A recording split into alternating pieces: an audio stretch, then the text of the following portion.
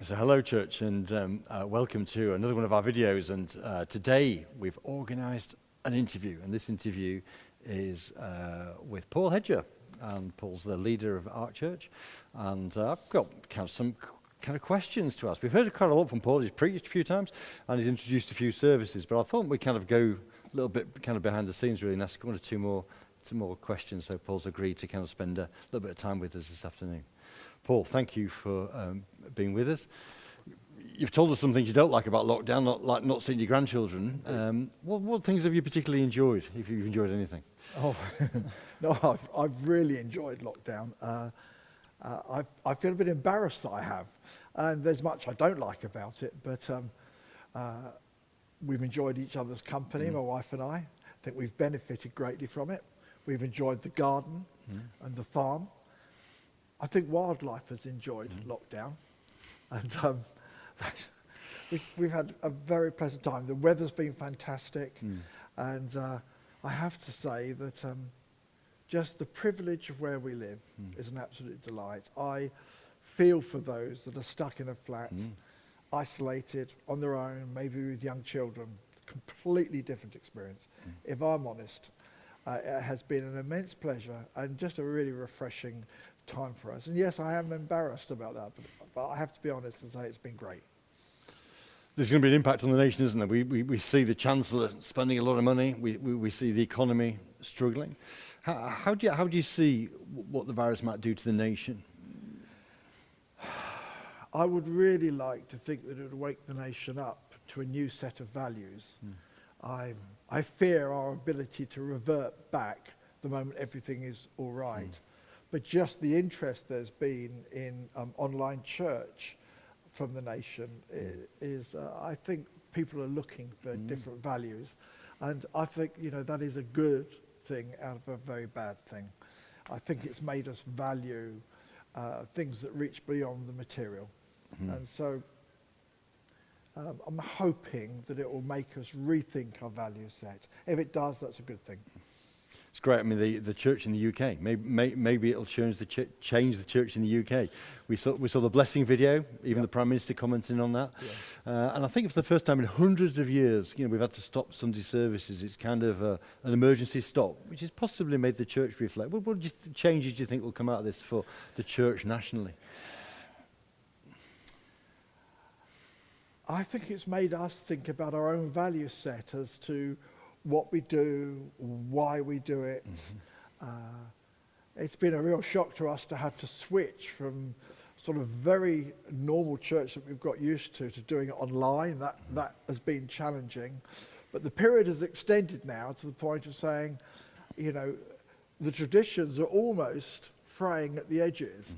And we have to say to ourselves, what do we do out of tradition? And what do we do because we really matter? It really matters to us. So there is that. And then I believe that if it has in any way challenged people's lives and they're looking for a deeper meaning, I believe this is a time of incredible opportunity for us as the church. And how we use that time when we first come back together, I think will be really important. And so I am expecting that it will actually bring a great deal of blessing to church. I think it deepens our confidence in God, the whole thing.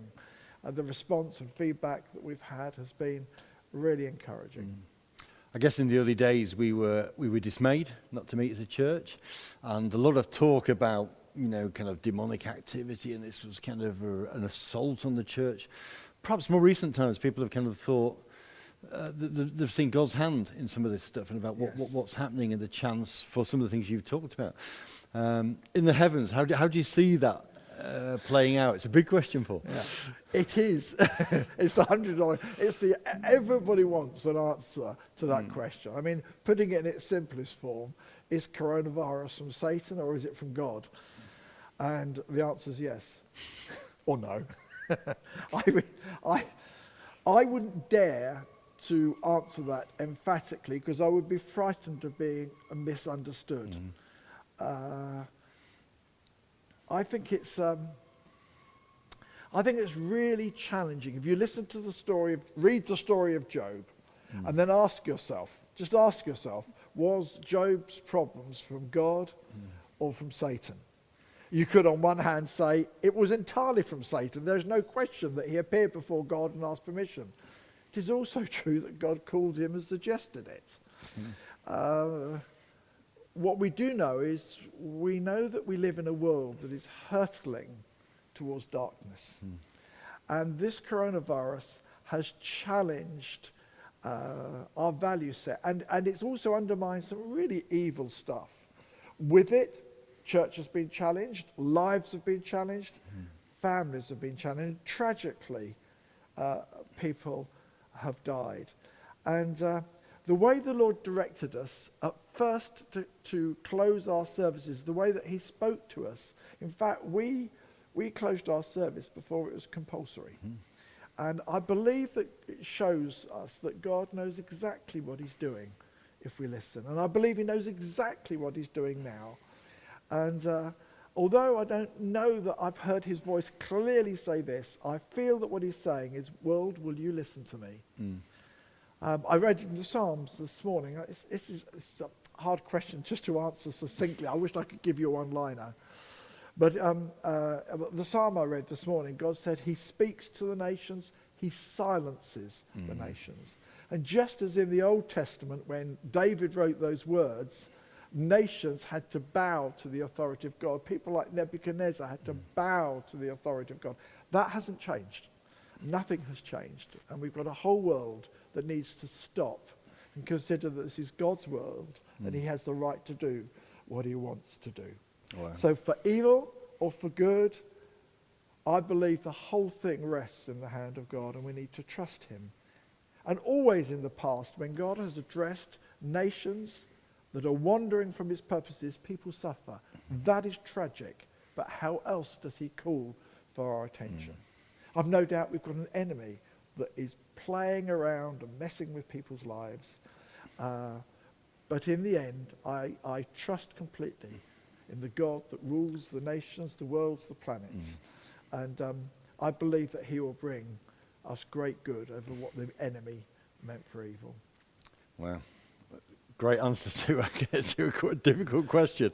And we sit today in a building that's, for us, kind of part of a journey, and this building is a journey that's not yet finished. It will be finished for some time, but I think you've had opportunity, along with the team, the building team, to be at work on the building and kind of get on with some of the projects. Just give us a brief outline, Paul, of some of the work that's been going on while most of the congregation have been away.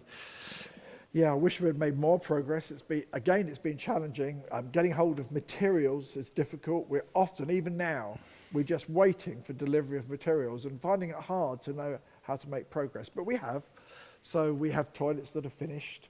So when everybody comes back, we will be able to have a ladies' toilet and a gents' toilet, and everything will function as it should. And we've done the fencing and all the landscaping. It looks different from the outside. I'm really pleased. We made a commitment to do that fencing before coronavirus arrived, and I'm really pleased that we've fulfilled some of that. We're planning right at the moment to move into the atrium, so I'm hoping that we'll be able to start the floor very shortly. I would love us to get the cafe bar area finished so we can move tea and coffee out of the main auditorium. And so it was wonderful to move in. I just think that was the best thing that has happened to us for years. But isn't it amazing that then God would just clear the congregation out of the way for a few weeks so we could get on. And we have got on, and the progress is exciting. Wonderful. So one of the things I've noticed during our lockdown is there's a great degree of prayer in the church. Some we've organised, and some people are just kind of praying themselves, and some text-based, all sorts of kind of different new ideas around prayer, which is great. Just give us a couple of things, Paul. What can we pray for the life of our church? Yeah, it's okay. That's not easy to answer. I feel for myself constantly that people will be pastorally supported. Lockdown affects all of us in very different ways. Feelings of isolation. Let's pray that people will feel the presence of God in their home. I think it's difficult online. I think watching any Christian material online isn't the same as the interaction that comes. And so I feel that pastorally people need support. I think we need to be praying as lockdown is lifted, that we hear God and we do it in the right way. I don't think it's going to be easy or quick, so I think we need to be praying that we have God's wisdom in that. I think we need to be praying that we seize the opportunity well to serve the community, to be a voice to the community. And so there is a sense of I would be praying that there would be a real prophetic edge to our praying. That people would see this as a time of renewal, revival even. I would love us to see that. And actually I think we should be praying, as the Bible tells us, for our Queen, our Parliament, our governors, and that we should be praying that God's blessing will be upon them, that they will have wisdom. Wonderful. Great. Thank you very much, Paul. Thanks for your time. And thank you, church, for engaging in that. And there's a couple of things for us to pray and seek God for, that we might soon come back together again, and not just two of us chatting, but hundreds in this building. Bless you all.